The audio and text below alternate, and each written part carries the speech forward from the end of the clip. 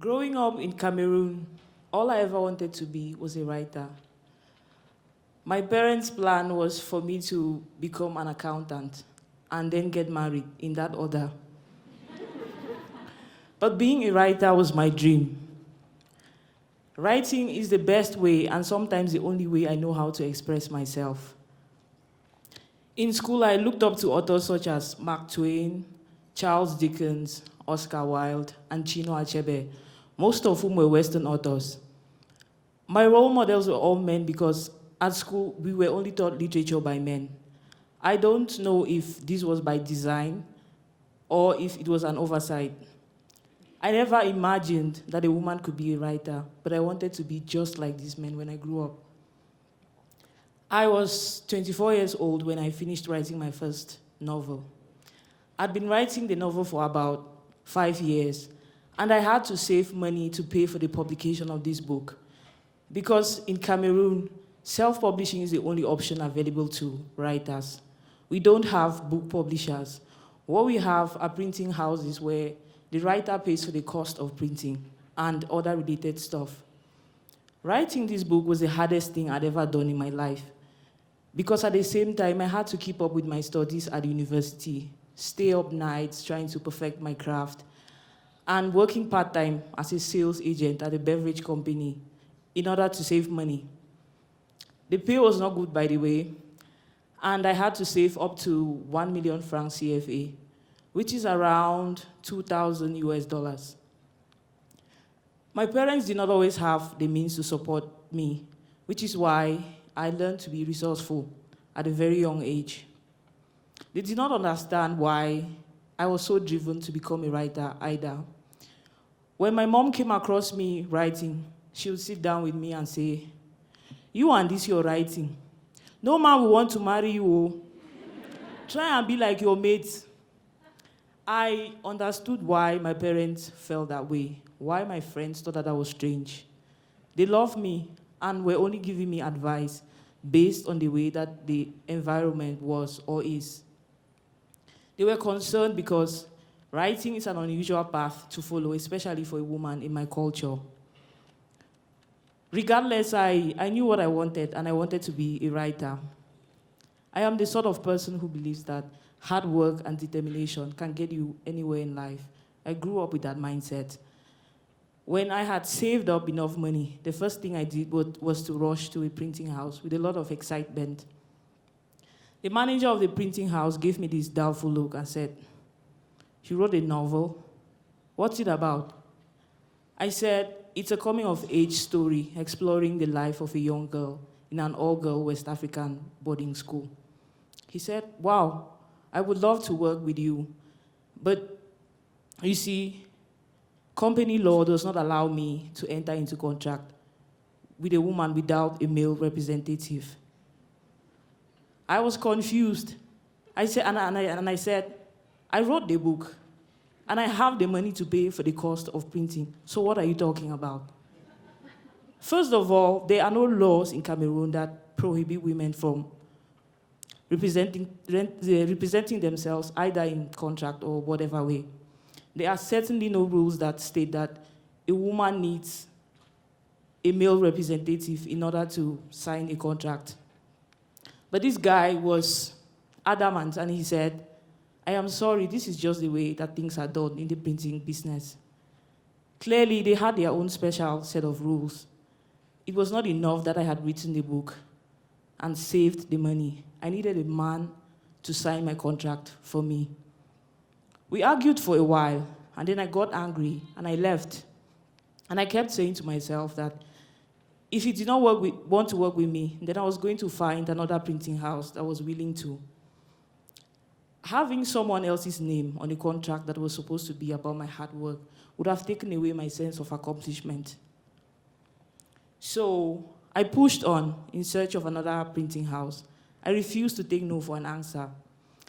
But 2 months, 4 printing houses, and 4 rejections later, I started to doubt myself. I started to wonder if hard work and determination was actually what it took to get anyone ahead in life.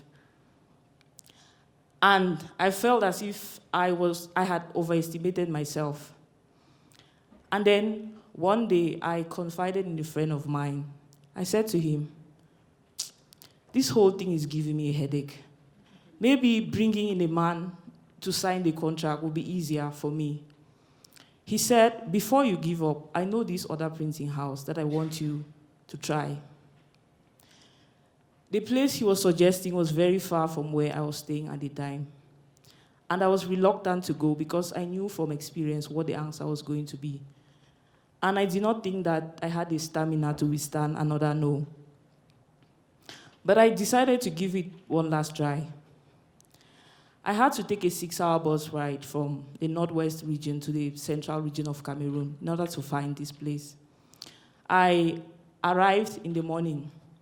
It had rained that morning, and the road was wet and slippery as I walked up to the building where the printing house was. When I knocked, I heard someone say, "Come in." I pushed the door open, and sitting behind the desk was a woman. I had gone there expecting to find a man.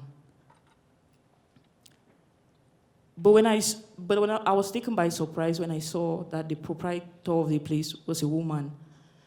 Her office looked more like our living room than an actual office. The place smelled like food, and there were 3 little children playing with toys on the floor, and she was yelling and trying to feed them. I immediately started thinking to myself, oh God, she's a woman.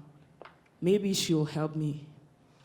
But considering the number of times I'd been rejected, my idea of how the world works had shifted in a way that I also stopped myself from hoping too much in case she said no. When I sat down, this woman said to me, "Welcome, my daughter. What can I do for you?" I said, "I wrote a novel and I want to print." She looked at me and said, "You wrote a whole novel by yourself, but you're so young.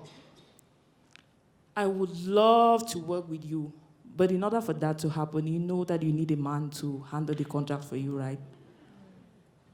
And then she went on to tell me that her husband had just passed away. That is the reason why she was in charge of the business until her son was mature enough to take over. I was in tears when I said to this woman, I said, "Look, you are a woman like me. You, of all people, should understand why I am reluctant to have someone else speak for me. This is my dream, and I want my name on my contract." I had hoped to appeal to her emotionally, but she still ended up saying no. So I stood up and I walked to the door. I don't remember a time in my life when I felt more defeated. And in that moment, I was seriously considering giving up for writing for good. I was tired of chasing a dream that clearly wasn't going to happen for me, or at least happen in the way that I wanted it to. And then, when I was about to walk out of the room, this woman said, "Xaviere, come back." I came back, and I sat across from her. She gave me this intense look and said, "You remind me so much of my daughter. She is so stubborn." And then she said, "We have never signed a contract with a woman before, but I will make an exception for you." It took me a while to digest her meaning. And when I did, I was filled with all these emotions that made me smile and cry at the same time. I could not believe that it was finally happening. I honestly cannot remember anything the woman said after that. My hands were shaking when she reached into a drawer and brought out a printing contract for me to fill out and sign. I know that my story does not compare to signing a book deal with a known publisher. But for someone like me, considering where I grew up, signing that printing contract was a first big step for me. That woman's decision to go against company rules just to give me a chance when no one else would taught me never to give up, to keep on fighting for my dreams, even when I found myself stuck with no way forward. Her actions taught me that in addition to hard work and determination, that we all need a hand every now and then. My parents still don't get it. But recently, they stumbled across positive reviews of my novel, and they seemed proud. This was 6 years ago, and that woman's son runs a printing house now. And I am happy to say that he now works with male and female writers, and that the rules and traditions are changing. Slowly but surely, more women writers have a chance. Thank you.